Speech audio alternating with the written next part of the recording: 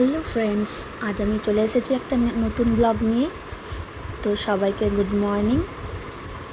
আজকে সকাল থেকে উঠেছি, ছেলেরা এখন পড়তে বসেছে। আমি ব্রেকফাস্ট করে নিয়েছি।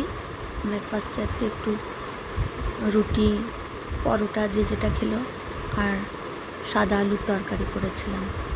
তারপর একটু বাইরে যাওয়ার ছিল, তাই ঝটপট রান্না বসিয়ে ফেললাম এবং ডিমের কারি করলাম। ভাত বসিয়ে দিয়েছি একদিকে, আর বেশি কিছু করব না, তাই একটু কলমি শাক ভাজা করে নিলাম আর মুসুরির ডাল।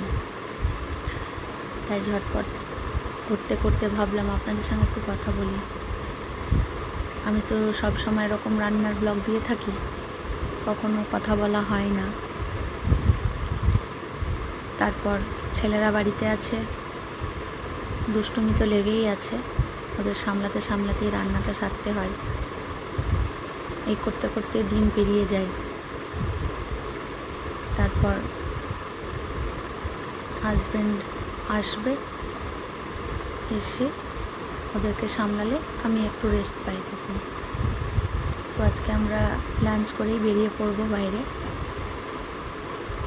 হয়তো আস্তে আস্তে সন্ধে হয়ে যাবে, এসে আবার সেই আবার ডিনারের জন্য রেডি হতে হবে। এইভাবেই চলবে জীবন। হ্যালো ফ্রেন্ডস, তো আজকে চলে এসেছি আমি একটা নতুন ব্লগ নিয়ে। সবাইকে গুড মর্নিং।